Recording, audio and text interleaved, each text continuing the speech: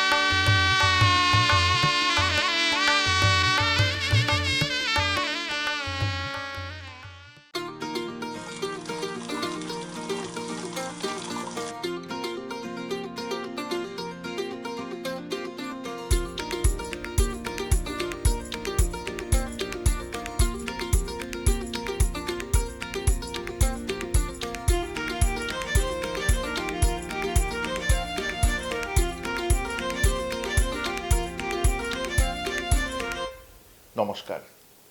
বাঙালি বিয়েতে যারা মুসলিম তাদের সেই রাত রোশনাইয়ের রাত। সেই রোশনাই নিয়ে বউ আসে শ্বশুর বাড়িতে।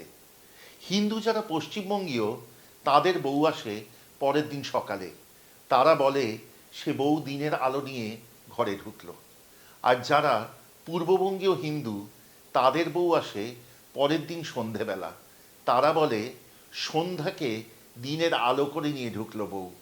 বাঙালি পশ্চিমবঙ্গীয় হিন্দু এবং মুসলিমদের মধ্যে তাই জামাইকে সাজিয়ে খাওয়ানোর যে পর্ব তা মিটে যায় বিয়ের দিন রাতেই। কিন্তু পূর্ববঙ্গীয়দের দুপুরবেলা পরের দিন অর্থাৎ বাসি বিয়ের দিন থাকে একটি বিশেষ পর্ব। সে পর্বের নাম বরভোজন। সেখানে নানান এলাহি পদ হয় আর তার সাথে খুব বেশি অংশে থাকে একটি বিশেষ মাছ। সে মাছ এত বড় যে খানিকটা খেলেও বর বাবাজি আর অন্য কিছুই প্রায় চেখে দেখতে পারবে না। চিতল পেটির তেল ঝোল। আজকে লস্ট অ্যান্ড রেয়ার রেসিপিসের এই বিশেষ বিয়েবাড়ি সিরিজে আমাদের নিবেদন সেই চিতল পেটির তেল ঝোল, যা সবার জন্য নয়, কেবল বরভোজনে বর আর কনের জন্য। চলুন শিখি।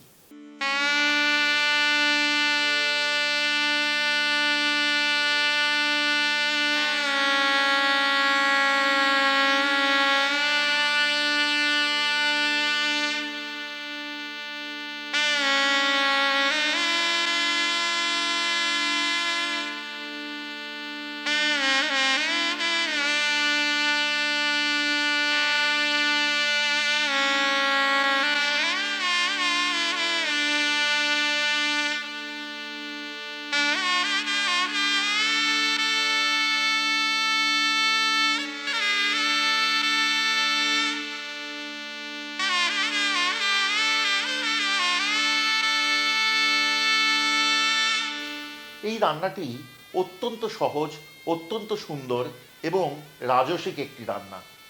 এতে না আছে পেঁয়াজ রসুন, না আছে কোনো বিশাল বিশাল উপকরণ। এই রান্নার জন্য প্রথমে মাছের টুকরোগুলিতে মাখিয়ে নিন নুন, হলুদ আর সর্ষের তেল।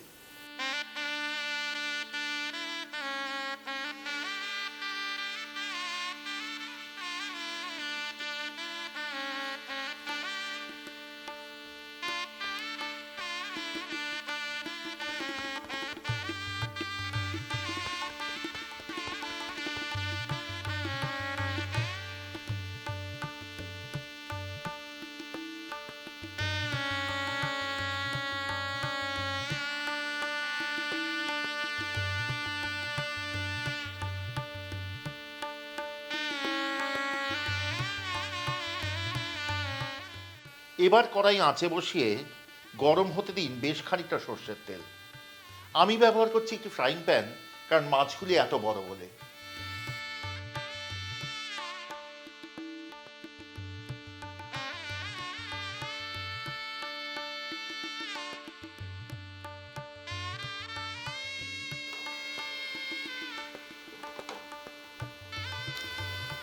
তেল খুব গরম হলে মাছগুলি সাবধানে ভেজে তুলুন।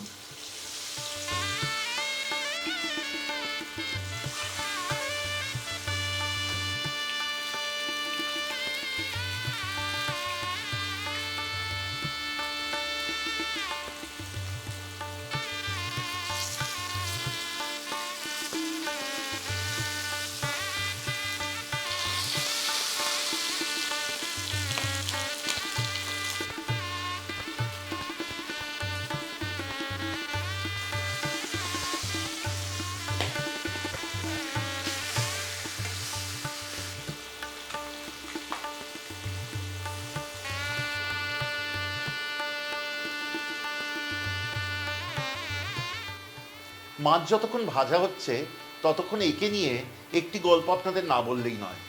আমার ভাই শানুর সবচেয়ে পছন্দের মাছগুলির একটি হচ্ছে এই চিতল মাছের পেটি। ওর বিয়ে হয় 2018 সালের জানুয়ারি মাসে। মেয়ে বোলপুরের, কাজেই বিকেলবেলা কলকাতায় পৌঁছতে গেলে দুপুরের নাগাদই বেরিয়ে আসতে হবে বোলপুর থেকে। তো শানুর খুব দুঃখ, দাদা আমার তো খুব বেশি করে বনভোজন খাওয়া হবে না। আমি বললাম তুই চিন্তা করিস না, তোকে আমি আইবুড়ো ভাতে পুষিয়ে দেব। তো আইবুড়ো ভাতের দিন আমি নিজে রান্না করতে গেছি এই চিতল মাছের পেট। বাজার থেকে বিশ্বাস করবেন না বললে 2টো চিতল মাছের পেটির পিস কিনেছি, সেই 2 টুকরের 1 কেজি 600 গ্রাম ওজন। ভাজতে গেছি নিজে। প্রথমেই কি করলাম, তেল গরম করেছি বেশি করে কড়াইয়ে। মাছটা সাবধানে ছাড়তে গিয়ে নিজের হাতের প্রথম 3টে আঙুল দিলাম সেই গরম তেলে ডুবিয়ে। তারপর আর কি লাফালাফি হুলুস্থুল ব্যাপার। একদিকে রান্না করছি, অন্যদিকে এই হাতের জ্বলুনি। আমার ভাইয়ের বিয়েতে তাই সব ছবিতে আমার ডান হাতের এই 3টে আঙ্গুলে ব্যান্ডেজ জড়ানো।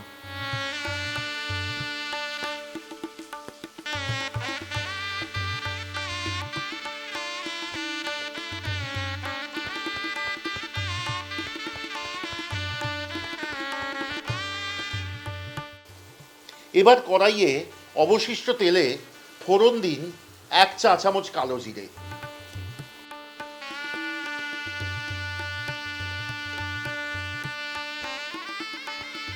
কালো জিরের সুগন্ধ বেরোলে তাতে দিন 2 চা চামচ লঙ্কা গুঁড়ো, 1 চা চামচ হলুদ গুঁড়ো এবং অল্প জল। খানিকক্ষণ কষান যতক্ষণ না মশলা থেকে তেল ছাড়বে।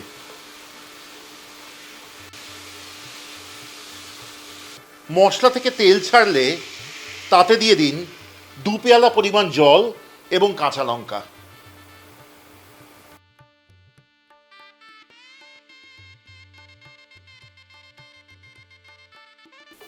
এই রান্না প্রসঙ্গে কিন্তু 2টি কথা বলতেই হবে। প্রথমত, চিতল মাছ কিন্তু খুব তৈলাক্ত মাছ এবং তার নিজের একটি অপূর্ব সুঘ্রাণ আছে। এই রান্নায় কিন্তু পেঁয়াজ, আদা, রসুনের ব্যবহারের কোনো প্রয়োজন নেই। তা অহেতুক ভিড় বাড়াবে এবং রান্নাটিকে সুন্দর করবে না, বরং তার মান কমিয়ে আনবে। এই রান্নায় চিতল মাছের সুঘ্রাণই কিন্তু প্রাধান্য পাবে, অন্য কিচ্ছু নয়। দ্বিতীয়ত, বিয়েবাড়িতে অন্যান্য সব রান্নায় খুব মশলাপাতি পড়ে, এই রান্না কিন্তু তার মধ্যে জানি খোলা হাওয়ার মতো। একেবারে কম মশলাপাতিতে অপূর্ব সুন্দর একটি রান্না, যেমন রাজসিক দেখতে তেমন সুন্দর খেতে। ঝোল ফুটতে আরম্ভ করেছে। এবার এতে যোগ করুন স্বাদ অনুসারে নুন এবং তারপর বসিয়ে দিন মাছের টুকরো 2টি।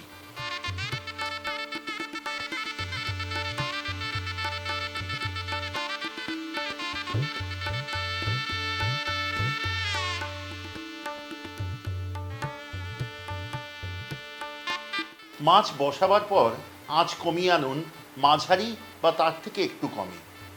যতক্ষণ মাছের এক পিঠ হচ্ছে ততক্ষণ অপেক্ষা করুন, তারপর খুব সাবধানে উল্টে দিন।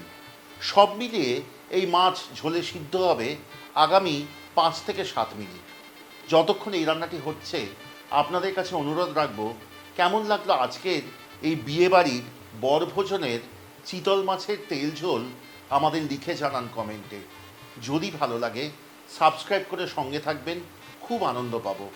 শেয়ার করবেন বন্ধুবান্ধব আত্মীয় স্বজনের সাথে, তবেই এই ঐতিহ্য ছড়িয়ে পড়বে কিন্তু সবার মাঝে। আর যদি চান আমাদের সব রান্নার নোটিফিকেশন সবচেয়ে আগে পৌঁছবে আপনার কাছে, তবে বেল আইকনটি টিপে দেবেন।